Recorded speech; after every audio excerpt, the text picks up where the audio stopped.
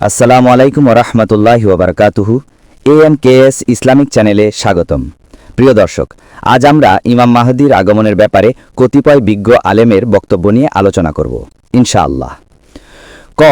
হাফেজ আবুল হাসান আল আবেরি রহিমুল্লাহ বলেন, মাহদি সম্পর্কিত হাদিসগুলো নবী সাল্লাল্লাহু আলাইহি ওয়াসাল্লাম থেকে মোতাওয়াতির হিসেবে বর্ণিত হয়েছে। তিনি আহলে বাইত তথা নবী সাল্লাল্লাহু আলাইহি ওয়াসাল্লাম এর বংশধরের অন্তর্ভুক্ত হবেন। 7 বছর রাজত্ব করবেন। তার রাজত্বকালে পৃথিবী ন্যায় ইনসাফে পরিপূর্ণ হয়ে যাবে।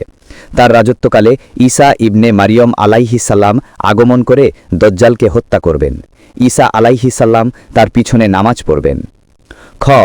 ইমাম শাওকানি রহিমুল্লাহ বলেন, যতদূর জানা যায় মাহদির ব্যাপারে 50টি মোতাওয়াতির হাদিস বর্ণিত হয়েছে। তার মধ্যে রয়েছে সহিহ, হাসান ও সামান্য ত্রুটিবিশিষ্ট হাদিস, যা অন্য সূত্রে বর্ণিত হওয়ার কারণে ত্রুটিমুক্ত হয়ে গেছে। সুতরাং বিনা সন্দেহে হাদিসগুলো মোতাওয়াতির। শায়েখ আব্দুল আজিজ বিন বাজ রহিমুল্লাহ বলেন, মাহদির বিষয়টি অতি সুস্পষ্ট। এ ব্যাপারে হাদিসগুলো মোতাওয়াতির। উসুলে হাদিসের পরিভাষায় মোতাওয়াতির ওই হাদিসকে বলা হয় যার বর্ণনাকারী সংখ্যা অধিক হওয়ার কারণে মিথ্যার উপর তাদের একমত হওয়ার কল্পনাও করা যায় না। সূত্রে বর্ণিত, তার আগমন সত্য। তিনি হলেন মোহাম্মদ বিন আব্দুল আল হাসানি আল ফাতেমি। আখেরি জামানায় তিনি আগমন করে সত্য ও ন্যায় প্রতিষ্ঠা করবেন, অন্যায় অবিচার প্রতিহত করবেন। তার মাধ্যমে আল্লাহ সত্য ও কল্যাণের ঝণ্ডা বুলন্দ করবেন। যে ব্যক্তি আখেরি জামানায় ইমাম মাহদির আগমনকে অস্বীকার করবে, তার কথায় কর্ণপাত করা যাবে না। আশরাতুস সাহ, ডক্টর আবদুল্লাহ সুলাইমান আল গুফাইলি, পৃষ্ঠা নং 87। শায়েখ আব্দুল মোহসিন আল আব্বাদ বলেন, ২৬ জন সাহাবী থেকে মাহদির আগমন সম্পর্কিত হাদিসগুলো বর্ণিত হয়েছে। ৩৬টি হাদিস গ্রন্থে এ সমস্ত হাদিস বর্ণিত হয়েছে। উপরের আলোচনা থেকে আমরা জানতে পারলাম ইমাম মাহদির আগমনে বিশ্বাস স্থাপন করা ওয়াজিব, কারণ তার আগমনের ব্যাপারে অনেক সহিহ হাদিস বর্ণিত হয়েছে। ঈসা ইবনে মারিয়ম আলাইহিস সালাম যখন আকাশ থেকে অবতরণ করবেন, তখন ইমাম মাহদির নেতৃত্বে মুসলমানগণ সসম্মান ও সুখ শান্তিতে বসবাস করতে থাকবেন। ইমাম মাহদি মুসলমানদেরকে নিয়ে নামাজের ইমামতি করার জন্য প্রস্তুতি নিতে থাকবেন।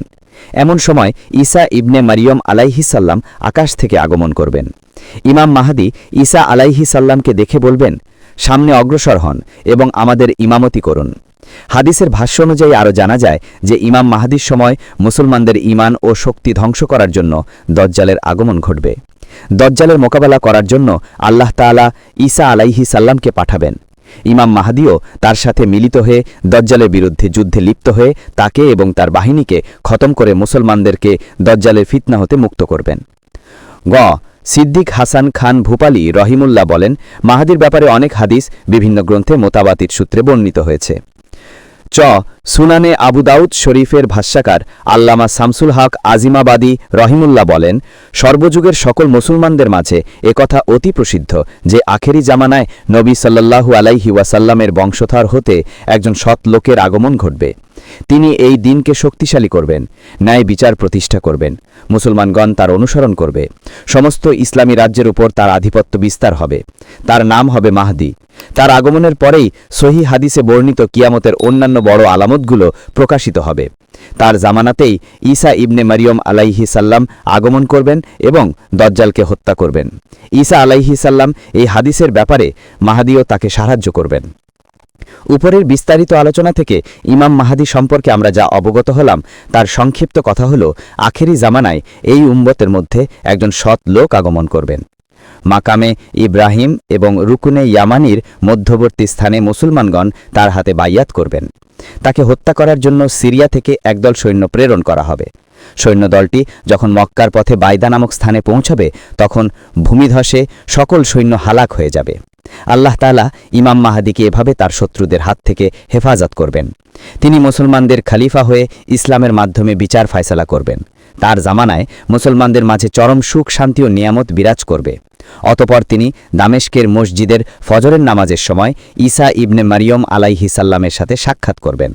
প্রথমে তিনি ঈসা আলাইহিসাল্লামকে নামাজের ইমামতি করার অনুরোধ করবেন, কিন্তু তিনি তা প্রত্যাখ্যান করলে স্বয়ং ইমাম মাহদী ইমামতি করবেন। ঈসা ইবনে মারিয়ম আলাইহিসাল্লাম ইমাম মাহদীর পিছনে মুক্তাদি হয়ে নামাজ আদায় করবেন। অতঃপর তিনি ঈসা আলাইহিসাল্লামের সাথে যোগ দিয়ে দজ্জালের বিরুদ্ধে যুদ্ধ করার জন্য বের হবেন এবং দজ্জাল হত্যার কাজে ঈসা আলাইহিসাল্লামকে সহায়তা করবেন। তারপর তিনি 7 বছর মতান্তরে 9 বছর পৃথিবীতে বসবাস করে মৃত্যুবরণ করবেন। মুসলমানগণ তার জানাজা নামাজ পড়বে।